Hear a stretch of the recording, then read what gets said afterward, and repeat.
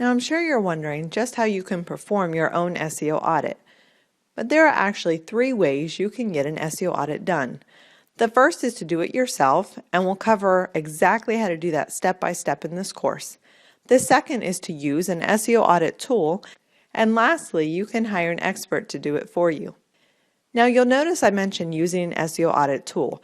There are so many all-in-one tools available that you can use to do the job for you.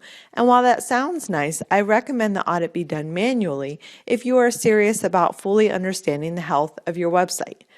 Now don't get me wrong, there are certainly some great tools out there, and we will use some of them in this course that will give you a lot of good information, but it's important that you understand how to pull detailed information in each section yourself. And you also want to make sure that you cover the areas the tool misses out on.